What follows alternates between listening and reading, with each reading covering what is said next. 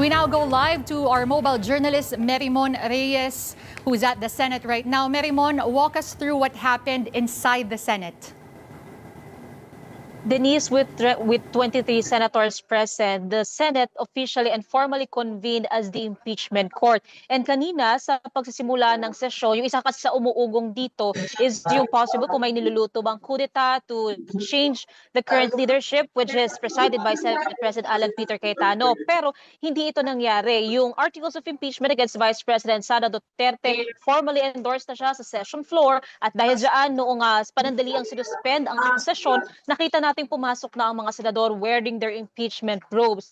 After that, Senator SP Cayetano took his oath as the presiding officer, followed by the senators as taking their oath as now senator judges. Pero naging panandalian lang itong pagbubukas o yung pagkukonvene ng Senado bilang impeachment court kasi the next step is yung pag-i-issue ng writ of summons dito kay Vice President Sara Duterte and attached din doon ang copy ng articles of impeachment. Meron siyang 10 araw, ito yung non-extendable period of 10 days to give her response and yung plead niya kung guilty or not guilty. After niya, naasahan din yung prosecutors, meron din silang 5 araw para rin mag-file ng kanilang response.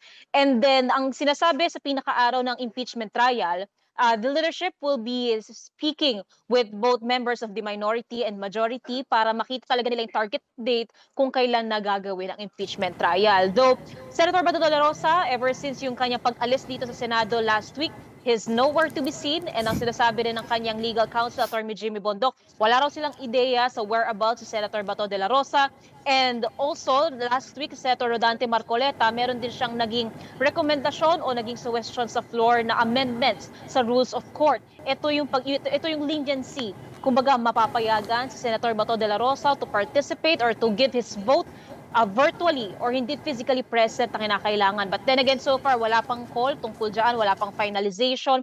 And kung ano pa yung impeachment rules and rules of court na ginamit sa mga lumipas na taon, i-adapt daw nila yun sa ngayon. Denise. Merimon, balikan natin yung the Senate convening as an impeachment court. At one point nga, no, they went out wearing their robes. The session was suspended. Paglabas nila, wala na ulit yung mga robes. What is the explanation for that? Dahil madami ang nagtataka. Denise, ang Senado kasi, they are wearing 2 hats. Well, 1 hat pa lang, pero ngayon naging 2 na. So one, they already convened formally and officially as the impeachment court, so that's 1 hat they're wearing. The other hat is they're themselves serving its legislative functions. So legislative body pa rin naman ang Senado. Kaya nagkaroon ng suspension na itong session dahil natapos na yung pagkukonvene ng Senado bilang impeachment court, tinanggal na nila yung kanilang mga impeachment probe dahil business as usual na sila, legislative duties naman ang kanilang gagawin. So after nung naging suspension at hindi na suot ng mga senador yung kanilang mga impeachment probes, narinig na natin yung assignment or yung election ng ilang mga senador, especially from the majority, ng kanilang committee chairmanships. So for example, Senator Lore Legarda, sa kanya pa rin ang Committee on Culture, and then from Senator Bam Aquino, sa kanya na ang Committee on Basic Education. Senator Pia Cayetano, from the old majority, she also joined the new majority, so retained sa kanya ang Committee on Ways and Means, Sustainable Development Goals, pati ang Committee on Energy. Senator Bongo, nakuha niya ang Health and Demography Committee na unang hawak ni Senator Rizzo Hontiveros. Senator Joe Villanueva, Higher Tech Voc Education. Senator Jingo Estrada, National Defense and Security. And Senator Bongo still sa kanyang sports. Senator Rodante Marcoleta, ang narinig natin, kanyang Committee on Public Services. Senator Robin Padilla, na maintain niya yung kanyang committee chairmanships ng Public Information and Mass Media, Cultural Communities, and Muslim Affairs. And then kay Senator Jingoy Estrada, nakuha niya ang Committee on Games and Amusement. So after niya na nagkaroon lang ng panandaliang suspension kasi may kailangan para ayusin again sa committee chairmanships, followed by the adjournment of today's session. And we're expected to, well, the Senate is expected to continue its sessions tomorrow at 3 o'clock in the afternoon. Pero Merimon, meron bang balita kung sino naman ang hawak ng BRC o yung Blue Ribbon Committee?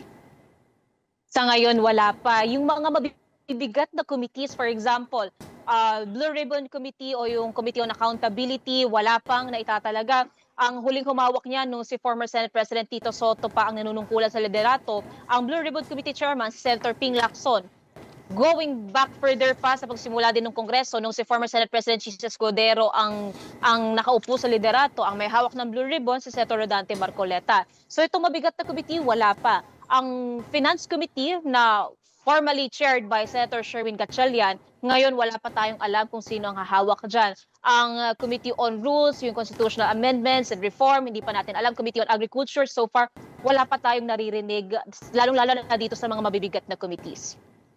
Okay, meron din bang Merimon binigay si Senate President Alan Peter Cayetano na, let's say, guidelines on how they will go about this impeachment moving forward? And has there been any mention or maybe comments on impartiality and the possible or the potential conflict of interest? Denise, last week nung nagkaroon ng kudeta, ang sinabi ni Senate President Alan Peter Cayetano, he would like to correct yung notions daw na kaya nagkaroon ng kudeta ay para harangin yung impeachment trial against Vice President Sara Duterte. Over the weekend, naglabas again ng statement itong si SP Cayetano at sinasabi niyang Monday magko-convene ang Senate bilang impeachment court at gagawin daw nila yung kanilang mandato.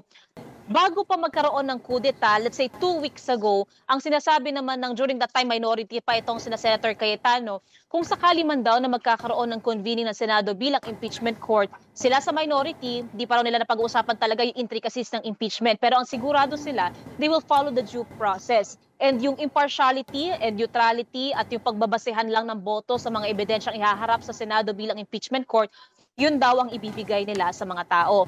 But then again, to note, nung 3 weeks ago, may nasabi rin si Senator Robin Padilla during that time na very vocal siya na i-oppose yung convening ng Senado bilang impeachment court. Pero compared to today, na yung minority ang bagong majority, the convening happened. So, ang aabangan na lang natin is the impeachment trial proper and finally yung magiging boto ng mga senador bilang senator judges. Denise. At lahat nga itututok dyan. Finally, Merimon, ano nga ba yung kailangan tutukan ng publiko in the next few days inside the Senate? Well, one thing is clear. Itong impeachment trial against Vice President Sara Duterte will be made public and should be public. Ang sinabi ni last time ni former SP Soto, kailangan daw talaga maging sa publiko ito. Yung accommodation din daw sa mga nais manood, and even yung mga may nais na mag-rally or mag-demonstrate sa labas ng Senado. Lahat yan mga nakanda. Kaya kaninang umaga pa lang, nakuha natin from the NCRPO na over 900 police unit ang deployed para masiguro yung kaayusan, kapayapaan at seguridad ng lugar ng Senado. Bukod pa dyan, isang inaabangan din natin is yung magiging finalization pa ng committee chairmanships. Kasi dahil as far as kanina, bago mag-start ang session is concerned, bakante yung mga posisyon ng committee chairmanships. So yung mga hearing ng committee chairmanships, pwera na lang doon sa mga incumbent chairman or chairman, hindi pa nagpapatuloy. So marami pang nakatenggang panukala o kaya naman may mga nakatenggang legislative inquiry, and kung sakaling meron na silang committee chairmanships, meron ng designated, maaari na ulit itong romolyo. Ang isang crucial pa dito, Denise, is yung budget. Ang huli kasi sinabi ni former Finance Committee Chairman Senator Sherwin Gatchalian, target talaga nila, hopefully before July or before the State of the Nation address of President Bongbong Marcos, na ipaprocess na nila yung budget, yung proposal, yung nakikita pangangailangan dito para hindi magagahol come December or by January yung pagsasapasa ng national budget. Pero mukhang ngayon may konting pause dahil nga wala pang committee chairmanship. So this one, Blue Ribbon Committee chairmanship, and yung iba pang mga committee plus yung mga pending pa na legislations na pending for approval, yan yung mga aabangan natin sa mga susunod na linggo.